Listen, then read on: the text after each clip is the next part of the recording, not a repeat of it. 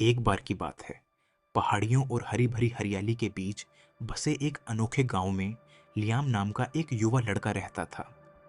Liam एक जिज्ञासु और कल्पनाशील बच्चा था जो हमेशा अपने आसपास की दुनिया के आश्चर्यों का पता लगाने के लिए उत्सुक रहता था।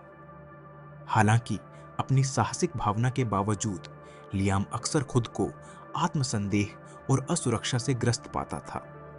एक दिन अपने गांव के पास जंगल में घूमते समय लियाम की नजर घने पत्तों के नीचे छिपी एक प्राचीन गुफा पर पड़ी। रहस्यमय प्रवेश द्वार से चिंतित होकर वह अंदर जाने का साहस जुटाने से पहले एक पल के लिए झिझका। जैसे ही वह मंद रोशनी वाले मार्गों से गुजरा, लियाम का स्वागत दीवारों से गूंजती हुई हल्की फुसफुसाहट की आवाज ने किया। वहां कौन है? लियाम ने पुकारा। उसकी आवाज अनिश्चितता से कांप रही थी। उनके आश्चर्य के लिए फुसफुसाहट बंद हो गई और एक नरम मधुर आवाज ने जवाब दिया, मैं भीतर की प्रतिध्वनि हूं, आपके आंतरिक विचारों और भावनाओं का प्रतिबिंब।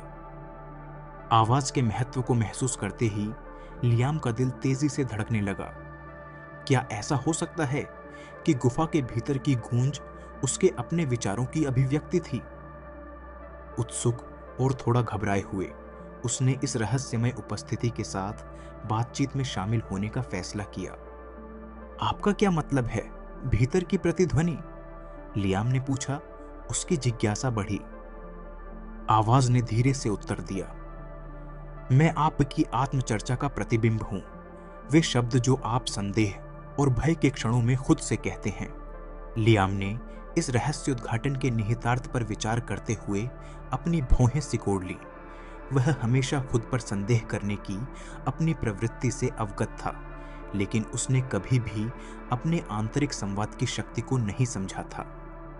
जैसे जैसे उन्होंने इकोविदिन के साथ बातचीत जारी रखी, उन्हें एहसास होने लगा कि उनकी आत्मचर्चा ने उनके विचारों, भावनाओं और कार्यों को कितना प्रभावित किया है। नई जागरूकता के साथ लियाम ने अपनी आत्मचर्चा को नकारात्मकता के स्रोत से सकारात्मकता और प्रोत्साहन के स्रोत में बदलने का संकल्प लिया। जब भी उनके मन में संदेह आया, उन्होंने इसका प्रतिकार पुष्टि और अपनी क्षमताओं पर विश्वास के शब्दों से किया।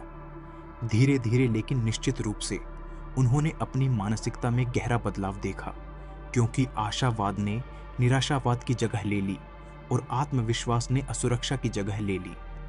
जैसे जैसे दिन हफ्तों में और हफ्ते महीनों में बदलते गए, लियाम की नई आत्मचर्चा एक मार्गदर्शक प्रकाश बन गई, जिसने उसे उससे भी अधिक ऊंचाइयों तक पहुंचा दिया जितना उसने कभी सोचा था। उन्होंने दृढ़ संकल्प और लचीलेपन के साथ चुनौतियों का सामना किया, यह जानते हुए कि उनकी आंतरिक आवाज हमेशा उनका समर्थन करने और उत्थान करने के लिए मौजूद थी। आखिरकार लियाम के उल्लेखनीय परिवर्तन की बात पूरे गांव में फैल गई, जिससे दूसरों को अपनी स्वयं की बातचीत पर नियंत्रण रखने और अपनी पूरी क्षमता का उपयोग करने की प्रेरणा मिली। एक समय संदेह में रहने वाला वह लड़का आशा और सकारात्मकता का प्रतीक बन गया था, जिसने यह साबित कर दिया कि जो शब्द हम खुद से कहते हैं, उनमें हमारे भाग्य को आकार देने की शक्ति है। और इसीलिए लियाम और इकोविदिन की कथा जीवित रही और इसे सुनने वाले सभी लोगों को साहस, आत्मविश्वास और दृढ़ विश्वास के साथ जीवन की यात्रा को आगे बढ़ाने में आत्मचर्चा के महत्व की याद दिलाती रही। कहानी का सार यह है कि जो शब्द हम खुद से बोलते हैं, अपनी आत्म बातचीत करते हैं, उसका हमारे विचारों, भावनाओं और कार्यों पर गहरा प्रभाव पड़ता है। सकारात्मकता विकसित करके और आत्मचर्चा को सशक्त बनाकर हम संदेह और असुरक्षा पर काबू पा सकते हैं, अपनी पूरी क्षमता का उपयोग कर सकते हैं और साहस, आत्मविश्वास और दृढ़ विश्वास के साथ जीवन की चुनौतियों का सामना कर सकते हैं। कहानी हमारे आंतरिक संवाद के प्रति सचेत रहने और हमारे भाग्य को सकारात्मक तरीके से आकार देने के लिए इसकी शक्ति का उपयोग करने के महत्व पर जोर देती है। अगर आपको यह वीडियो पसंद आया तो इसे लाइक करना न भूलें और इस तरह की और सामग्री के लिए मेरे चैनल को सब्सक्राइब करें।